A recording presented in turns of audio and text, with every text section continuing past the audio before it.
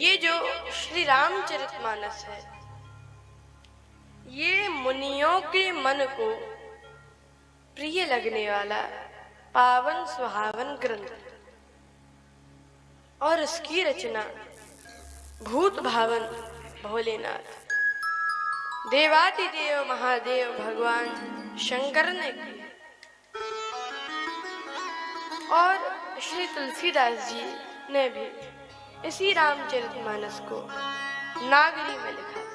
और कल मैंने आपको बताया कि श्री तुलसीदास जी महाराज लिखते हैं कि भगवान का बड़े ही धूमधाम से जन्म हुआ। भगवान थोड़े बड़े हुए तो चलना भी सीख गए। अब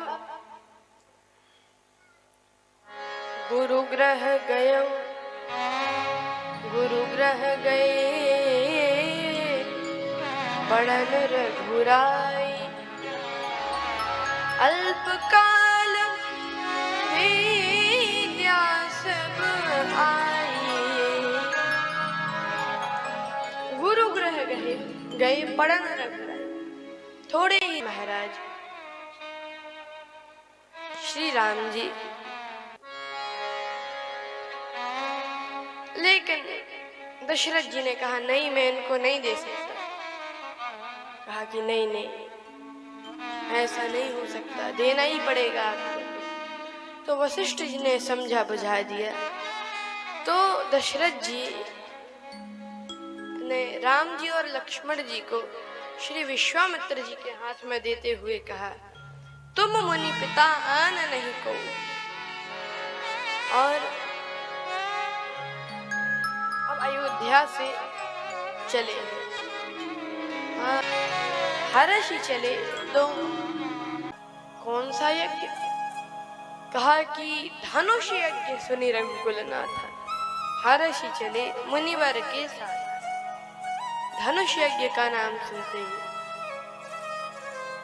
आगे बढ़े। मार्ग में अहिल्या माता मिली, उनका भी उद्धार भगवान ने किया। अब जनकपुर आते हैं और श्री जनक जी बहुत स्वागत सत्कार करते हैं।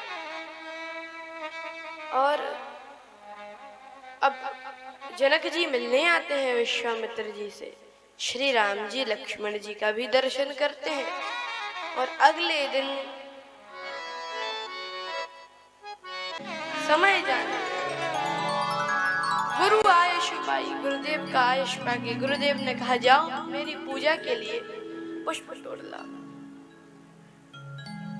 तो श्री राम जी और लक्ष्मण जी पुष्प तोड़ने जाते हैं पुष्प वाटिका में। और मार्ग में माली मिले।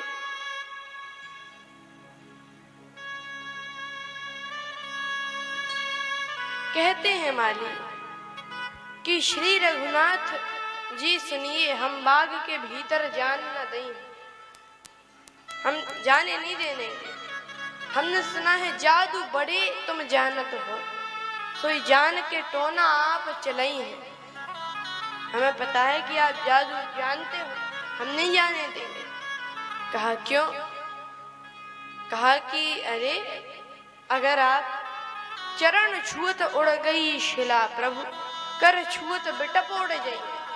चरण छुलाने से जब शिला उड़ गई तो क्या हाथ छुलाने से बड़े बड़े पेड़ भी नहीं उड़ेंगे? और अगर आप सरोवर में हस्त प्रक्षालन के लिए जाएंगे तो सीढ़ी लगी हुई है, तो आप जिन जिन पे शिला की सीढ़ी है, जिन जिन पे चरण छुपाएंगे प्रभु सब नारी बन जाएंगे। हम नहीं जाने देंगे। लेकिन बड़ी मुश्किल में प्रवेश मिला। वहां पर श्री राम जी पुष्प चयन करते हैं एवं सीता जी का दर्शन करते हैं।